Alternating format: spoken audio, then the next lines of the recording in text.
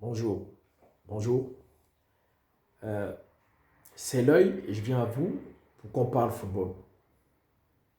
Loin d'être sorti de la crise coronavirus, le football se veut vivant. Le football se veut non plus seulement fédérateur, mais aujourd'hui encore un espoir, un symbole par lequel on peut se retourner et se dire demain sera meilleur. Et dans cette ligne-là, je suis content des dirigeants sportifs, des décideurs du monde du sport, surtout ceux du football en l'occurrence, qui ne lâchent pas prise, qui voudra à travers ce sport apporter la joie, l'espoir et beaucoup de bonheur dans nos quotidiens. Alors je vais comme ça déjà féliciter le Bayern qui est super champion d'Europe, vainqueur 2-1 sur un Séville qui n'a pas démérité, même si pour une fois j'ai vu un club espagnol là jouer purement défensif, s'appuyer sur les contres. C'est vrai, on va dire que l'Atlético de Madrid est un club espagnol qui joue défensif et sur les contres, mais on ne s'attendait pas à voir un entraîneur tel que Lopetegui l'appliquer aussi bien. Félicitations aux Espagnols qui, de jour en jour, développent cette culture de la défense. Et bravo une fois de plus au Bayern de Munich qui, sur sa lancée, a réussi à mettre tout le monde d'accord et à prouver qu'ils étaient plus forts que tout le monde sur la saison 2019-2020. Maintenant que nous rentrons dans celle 2020-2021, sans le public, qui est le 13e joueur, qui est très important pour les victoires et les échecs des autres, je vais vous donner brièvement mon avis sur les saisons dans les 5 grands championnats d'Europe. Après, au quotidien, nous aurons nos pronostics, nos échanges, comme nous avons toujours fait dans l'œil. Même si à un moment, la version vidéo s'est arrêtée un peu, elle est de retour, non, malgré tout. Alors, je commencerai par la France. Si en France, le Paris Saint-Germain, malgré un début un peu chaotique, avec des échecs contre Marseille et contre Lens, je pense au plus profond de moi que le Paris Saint-Germain sera champion de France. C'est indiscutable. Ils ont l'effectif pour, ils ont les dirigeants et le cadre professionnel pour. Donc, je ne vais pas tarder longtemps sur la France parce que c'est presque acquis. On sait qui sera champion, ce sera le Paris Saint-Germain. Marseille, qui a été deuxième du championnat, qu'est-ce que je peux dire? Je dirais que Marseille, deuxième à la surprise de tout le monde parce que l'effectif n'était pas au rendez-vous. Les joueurs clés n'étant pas toujours à niveau. À la surprise générale, Marseille était deuxième du championnat. Ce que je salue. Sauf que Marseille qui est en train de rentrer dans une phase interne de reconstruction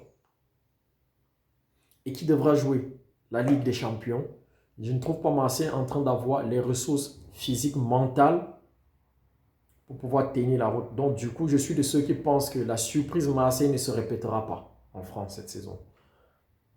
On pourra peut-être avoir un bon Marseille, on pourra avoir Marseille moyen, mais je ne vois pas Marseille dauphin du Paris Saint-Germain pour la seconde année consécutive.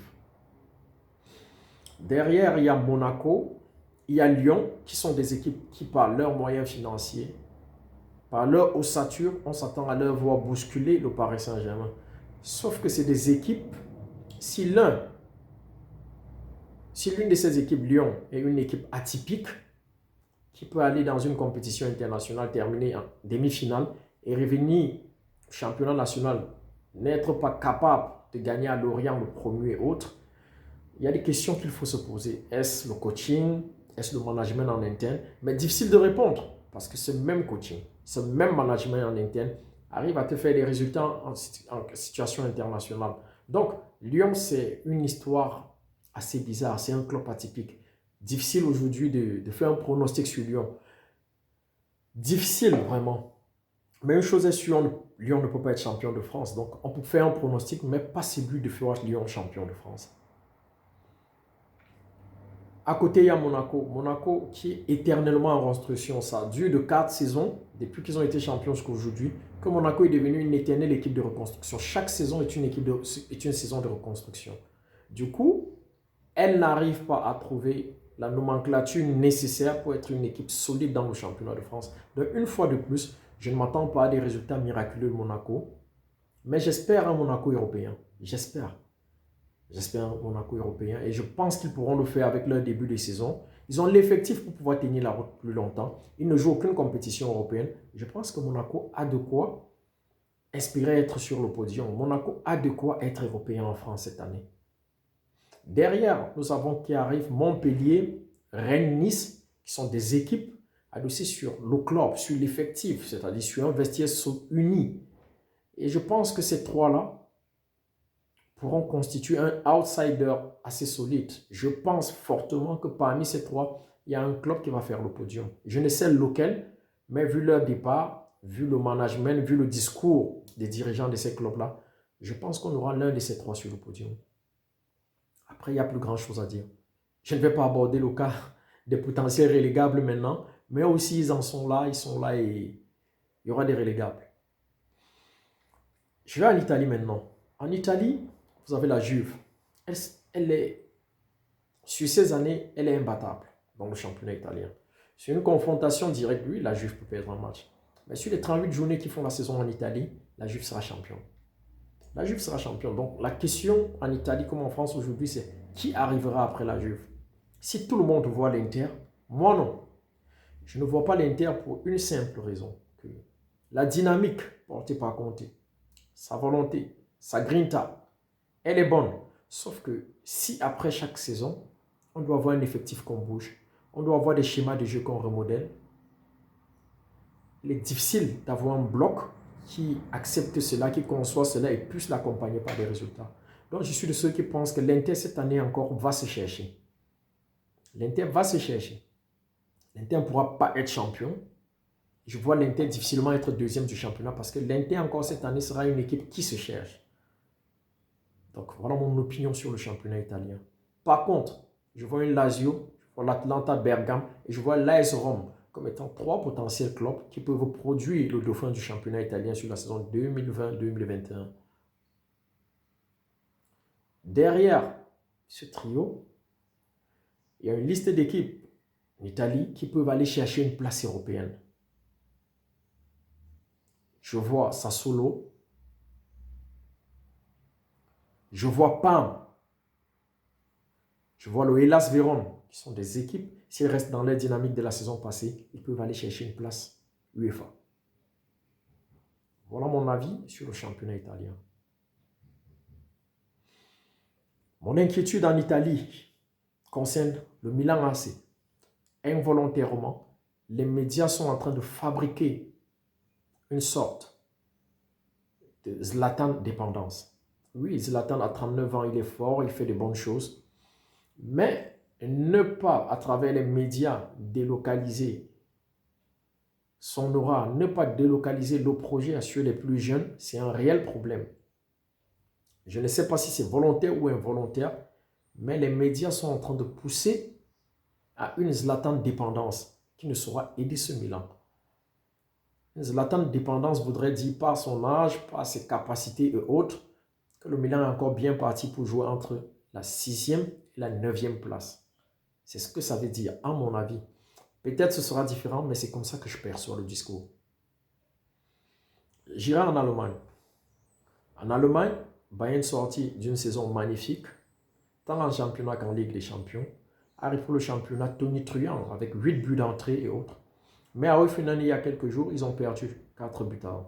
Alors, la réalité, c'est quoi? La réalité, c'est qu'on est là devant une preuve patente du football de haut niveau. Le Bayern sera toujours fort. Le Bayern sera champion d'Allemagne. Mais le Bayern est fatigué. Le Bayern est fatigué.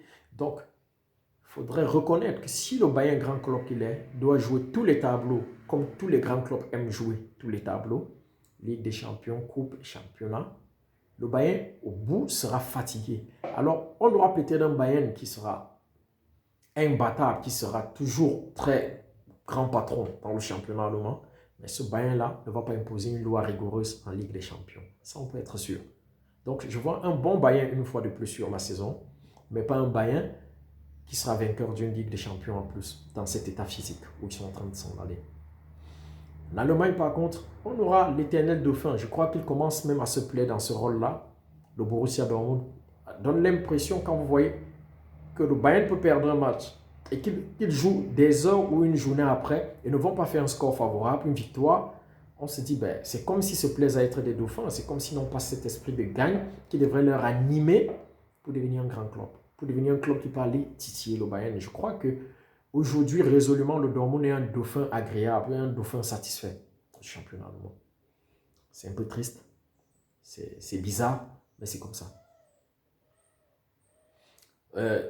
Derrière le Borussia Dortmund, je crois que Leipzig fera le podium. Ce sera le trio du podium cette fois-ci encore parce que quand vous voyez la nonchalance avec laquelle le Hertha, Schalke, le Bayern Leverkusen et autres s'amènent, vous vous dites, ben, il sera difficile qu'ils fassent la différence.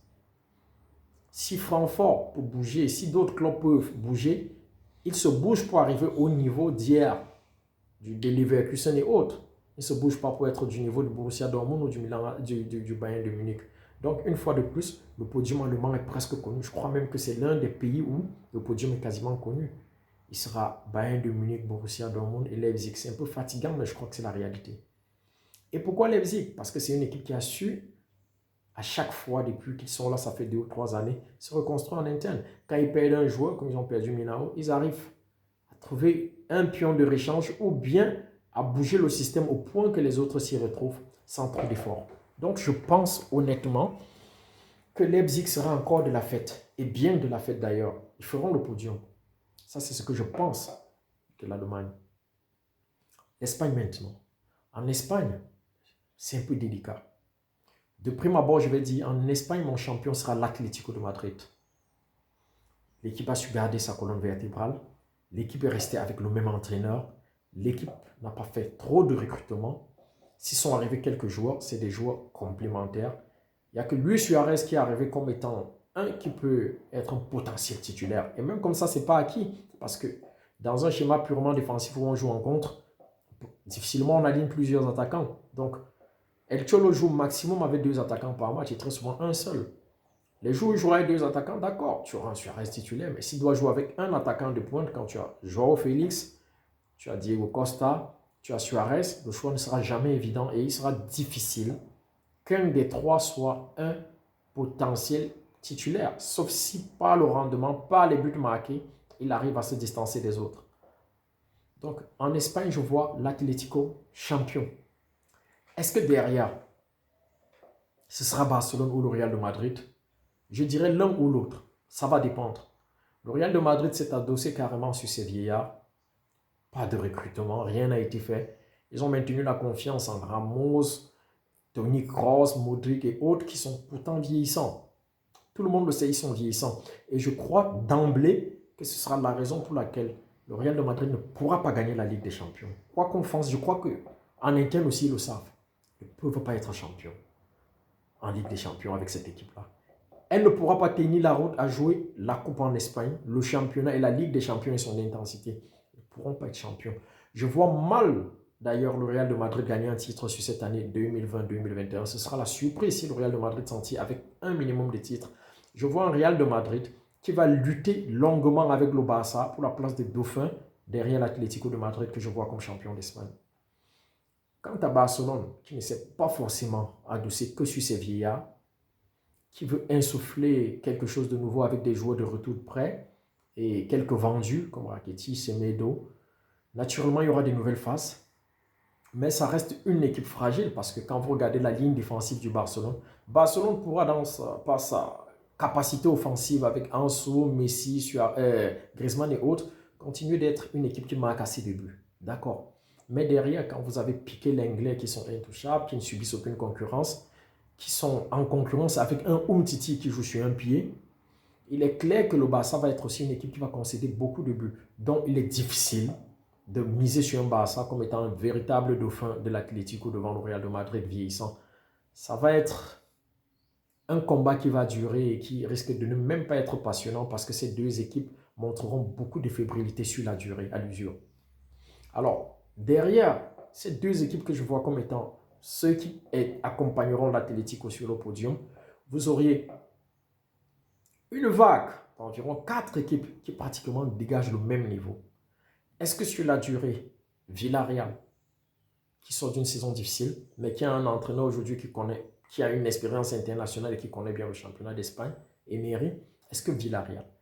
Est-ce que le Betis de Séville? Est-ce que Valence?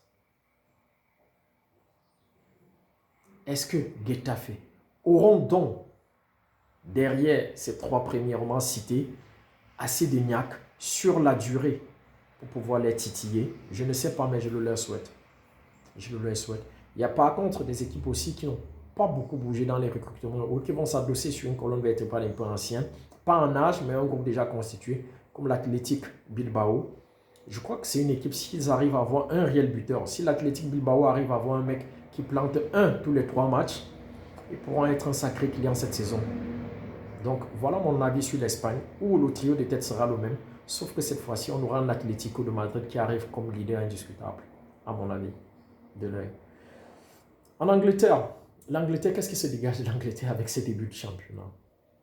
Je vais vous donner mon avis très brièvement. Je ne les aime pas longs, les directs, vous savez. L'Angleterre, Liverpool se dégage comme étant successeur à lui-même. Je vois Liverpool de nouveau champion parce que Klopp arrive à réinventer cette équipe de l'intérieur.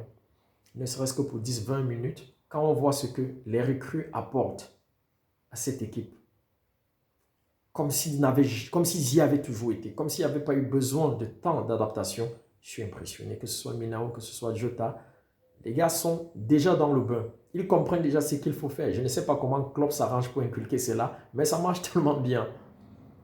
Et la colonne vertébrale, elle est là. Il a le même gardien, il a le même libéraux capitaine. Il a gardé ses latéraux. Il a le même milieu de terrain solide qu'il a complété avec un joueur d'une intelligence incroyable, Thiago Alcantara. Un joueur que quand il n'est pas à l'infirmerie, il est terriblement dangereux. Thiago Alcantara, quand il n'est pas à l'infirmerie pour blessure, quand il est sur le terrain, il est terriblement dangereux, ça personne ne peut en douter.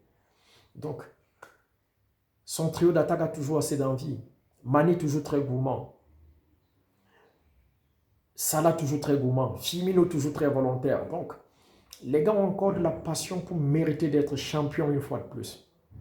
Derrière, Manchester City, dont Pep Guardiola, dont je suis fan, qui par sa science du football a toujours fabriqué des nouveaux joueurs et qui a toujours su aussi adapter des joueurs à fort potentiel à ses dispositifs. Cette année, il n'a pratiquement pas fait de recrutement. Si lui, c'est lui du défenseur du Benfica, Diaz, pour plus de 70 millions d'euros. On parle de 71 millions d'euros, ce qui est quand même grand. Guardiola, je pense qu'il a une très grande science du foot pour mériter de dénicher un défenseur déjà actif dans le championnat anglais ou bien un jeune ailleurs. Pour moins que ça, il est associé à cet immense effectif qu'il a. Donc, à mon humble avis, ça a été un recrutement que je trouve cher, que j'ai même un peu critiqué. Mais je ne suis rien, je suis juste un petit analyste qui donne son avis. Donc, Guardiola part pour être dauphin. Je vois Guardiola dauphin, pas parce que City sera fort, mais parce que City a un groupe qui se connaît déjà et ils pourront mener la danse. Un groupe assez jeune, parce que malgré qu'ils aient une expérience de jeu, ils sont pour la plupart en dessous de la trentaine. Donc, je pense qu'ils en ont encore assez dans les jambes pour pouvoir jouer tous les tableaux. Et je pense que pour cela, et avec un banc de touche qui n'est pas si mauvais que ça, Pep pourra une fois de plus être dauphin de Liverpool. Derrière, on aurait dit que Chelsea de Lampard sera le dauphin en Angleterre ou Manchester United.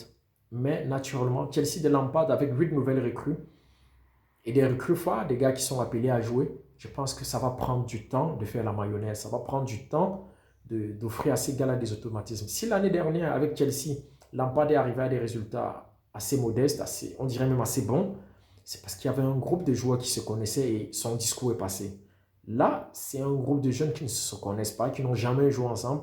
Et il va falloir déjà leur apprendre à jouer ensemble et au-dessus de cela, associer un discours. Ça devient assez compliqué. Donc, Lampard, je ne vois pas Lampard en train de faire le podium simplement parce que le temps de faire prendre la mayonnaise, on a besoin de temps. Manchester United, cette équipe dont je suis fan, si je dois parler de Manchester United, ça me prendrait 3 heures de temps. C'est une équipe à critiquer à tout point. Rien ne va bien à Manchester United. Dans aucune ligne de jeu, on a la tranquillité. Du gardien de but à la défense, passant par le milieu de terrain jusqu'à l'attaque. Aucune ligne du milieu de terrain ne donne aucune garantie pour permettre de dire mon club, mon Manchester, si vous êtes fan de Manchester, peut être fort cette saison. Manchester est une équipe qui pourra, à la grande surprise, gagner n'importe qui, Mais c'est cette équipe qui perdra tous ses matchs ou laissera des points contre les clubs relégables, les clubs en dessous historiquement de Manchester United.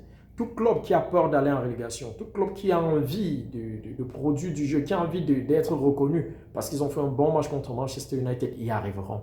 C'est une équipe, s'il faut la critiquer, il faut la critiquer en tout point. Peut-être même jusqu'à la direction. Donc, le Chelsea de Lampard et le Manchester de Ole Gunnar Solskjaer sont deux équipes qui ont des effectifs pour quelque chose, mais qui malheureusement ne feront pas grand-chose. Si l'un, c'est parce que des joueurs manquent de passion, c'est parce qu'il y a tellement à dire, Manchester United. L'autre, c'est parce qu'il faut un temps d'adaptation pour fabriquer la cohésion chez Lampard. Derrière, les équipes que je pense pouvoir titiller ceux du podium se nomment Everton et Tottenham. Tottenham, avec Mourinho, on est sûr d'une chose. Il peut ne pas gagner, mais il n'est pas facile à battre. Parti sur cette lancée-là, adossé à cette philosophie de jeu, les équipes de Mourinho ont toujours été des équipes qui sont proches du podium parce qu'ils ne perdent pas facilement des points.